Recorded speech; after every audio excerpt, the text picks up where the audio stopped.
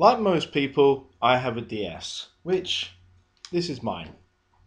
This is actually my second one because somehow my original DS, the actual linkage broke. But it was one of the previous one to this, and how it happened, I have no idea because I took so much care of it. However, I am a big fan of retro games. So, for instance, things like Mario, which I do have the Mario game for my DS, as well as Mario Kart.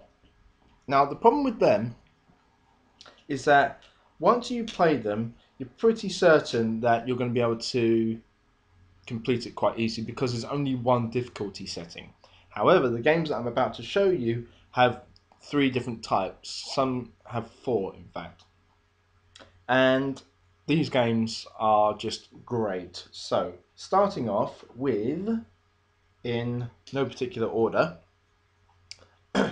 Castlevania Portrait of Ruin. Now, I should point out, some of these games I actually had no intention of buying because I'd never really seen them and I'd never really played them. But I had some, at the time, I was living at home, so I had quite a bit of spare money. So I just went out and bought them. And I wasn't married yet at the time. I was with my wife, my girlfriend, who is my wife now. But we had a lot of money free, so we were just enjoying ourselves. Portrait of Ruin is basically set in 1944. Again, I'm going to put all the descriptions below in the addresses in the description bar below for the full details. But the general gist of it is set in 1944. You play a Belmont and you have to go and kill Dracula and another vampire who I cannot remember his name.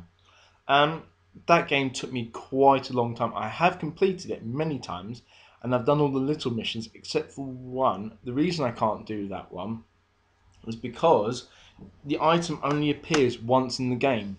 And I got it and I sold it. And then I found out about it. So I'm buggered if I'm starting that again because it took me friggin' forever to do it. Second one is not the sequel, but it's the sequel of the sequel. Castlevania Order of Ecclesia. Order of Ecclesia, you don't play a Belmont, you actually play a girl called Shanoa, who is a member of Order of Ecclesia, who is basically trying to stop the resurrection of Dracula. And she has these glyphs attached to her body which allow her to go around and collect weapons and various different abilities. That game's actually very good.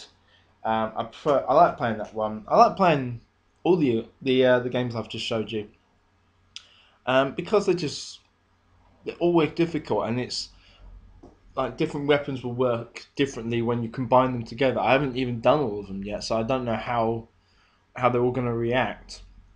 And then all the characters have obviously their own kind of life bar. So you get the bosses, which have got thousands of units of life, but then you get some characters who have got, you hit them once and then that's basically it. But then a couple of them you have to hit them with a certain weapon or a certain amount of times for it to actually do it. Or they're much faster, so you have to kind of judge how far do you need to be before you can attack or that sort of stuff. And then we move on to oh, and the other thing I should point out is in those two games you get boss rushing, which I have managed to complete plenty of times, and they are just, it's just like if you really hate playing against one boss, then obviously don't do the boss rush mode. But you get used to it, and then I've obviously unlocked all the other characters. So for instance, in Portrait of Ruin, in Portrait of Ruin, there are two sisters who you can take control of because you have the double system, so you can swap between them. And I managed to get through the game in something stupid like a day with the two sisters because you just move so much quicker and freely, and the attacks are far more powerful rather than just playing it standard with all the normal weapons. And then the same goes for Order of Ecclesia. You can do that on the double system. You can't do the double system on that one. However, you can select the different character at the start. Then moving on to something that was loosely work related. When I worked at Virgin Atlantic, I was the first aider, and I got really, really interested in all these sort of mechanics of the body. And I found this. It's called Trauma Center Under the Knife, And the idea being is that you play as a surgeon called Derek Styles, and it is basically you do, I think it's about 40 procedures. Now, this game, when you play up to, I think it's about the 20th one, starts off relatively easy. But then after that, you have to fight against a thing called guilt, which is pretty much what it sounds like. It's a virus that is against one of the strains of. I want to say it's almost like it's a sin, basically a sin virus, I think. And there are some that are okay to do, but there was about three, which the amount of times I had to redo them, I was. You have to imagine this. I'm literally sitting at my desk at work with this on, the sound off, and all you can see is going like that. I was absolutely capered in sweat when I was finished. One of them, for a reason being, is kind of like a long tapeworm. And the idea being is you have to stun it, cut it in half, and then those two pieces become separate, and then you have to break it down into much smaller pieces. But it then travels through the body, and if it gets to the heart, then the patient dies. And it took me forever to do it, and I managed to do it, and I won't do that one again because it was just so friggin' hard. And then there's another one where it kind of looks like patchwork, and and they've got spikes on each of the corners, and you have to take them off. But if you break one, it releases the gas, but at the same time, it regrows parts that have been removed. So you have to work really fast and precise. It was so difficult. And then there was another one, which is the final one, called Sabato, which kind of looks like a ladybird, which has got flames coming off it, and that took me ages to do, but I managed to do it. Then I found out that they did a sequel, Under the Knife 2. You play the same character, and this time all the original guilts are in there, and they're even harder. And there's newer ones called Neo Guilt, and the Neo Guilts are actually not too bad. The one that was the most difficult was the very final one, which I cannot remember the name again, so apologies for that. But that took me less goes to kill over rather than Sabato did in the first one. Now, the main reason I'm bringing these up is because before I forget, then you got Big Brain, which was the very first game I bought because everyone had it, and I've actually got a very good brain apparently, but it's been such a long time since I played it, so I'll give it another go later and see how I've improved or gotten worse. And I've got Mario Kart, and I've completed all the tracks and all the cups and all the stuff. So I challenge any of you. I will. Don't think I won't. I don't know what my login is, but I'll challenge you if I find you. Now, the reason I'm bringing this up is because, as I said, I'm a fan of the retro games, so things like Mario, Sonic, that sort of stuff. Although Sonic went downhill. One of the ones which was kind of like the backup for Nintendo was Mega Man. Now, I saw this many times in game when it was in my local branch game, and I spoke to the manager because I had so many dealings with him that I kind of got to know him on a sort of better basis. And I said, what's this game like? And it's this, Mega Man ZX. Now, this follows on from Mega Man Zero Part 4. It's meant to be about 200 years after actually the Mega Man Zero game, which I have got, and I've got all four of them. I managed to complete, and it's meant to be that we now live with Reploids and machines and that sort of stuff, and everything's just gone tits up. Now I completed that game on the easy mode, not long after I bought it, and then I found out that there is actually a secret character in this, and I never really thought about going for it until recently. Now, I don't know what prompted me to actually play the game again. I know it wasn't just that. I think I just picked it up and I just saw it.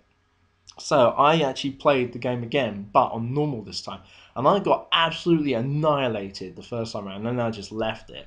Then I went back to it about about a week and a half ago, and last night I actually completed it, and I had something like because I'm playing this on normal, so all the attacks I do are actually weaker and the bosses are actually harder. I managed to do it with 1 bar of life left and killed the boss in 1 hit, and I had no power ups or anything left. And I got the character who is actually Omega Model OX from Mega Man Zero, because you do fight him in the game. In order to get him, what you have to do is you have to have Mega Man 0, 3, and 4. You have to fight the bosses for each one of those, and then you can go into the room next to it and pick up the mysterious stone, which is the Model O biometal, and then go back and then complete the game. Or you can go straight to Omega, kill him, and then go and get the rock, and then do it that way. Now, I only found out recently how to do that properly, because I actually did all of it. I killed all 8 of them, then I killed Omega, and then I picked up the stone, and then I wouldn't get it. Then I found out you had to complete the game, so I went and completed it, hence the reason why last night, and I've been playing it with Omega religiously last night, and whooped everyone's butt. Then, because I've only got a few minutes left, they did a sequel to that, which is Mega Man ZX-A.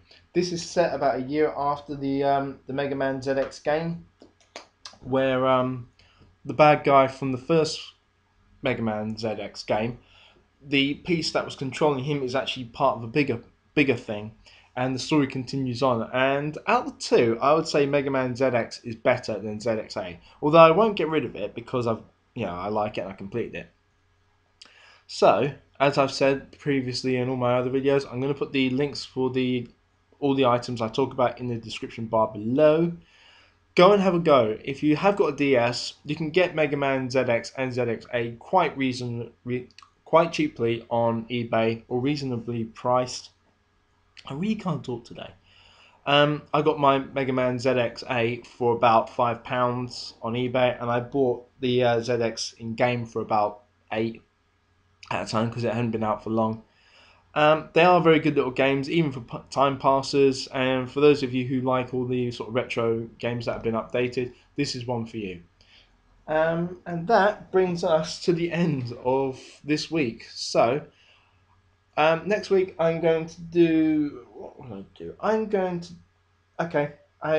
do The Fly and Terminator 1 and 2, and we'll leave it at that. So, back to movies next week. And have a good week at work, and hopefully the weather will stay nice. For those of you who have had rain and all that, this is sunlight. This is what the blue sky actually looks like. And for those of you who have already had the sunlight in places like America, shame on you. But for those of you who are caught in all the snow, we are feeling your pain over here on the other side of the pond, because we're getting the water from it. So, Rob out. Bye.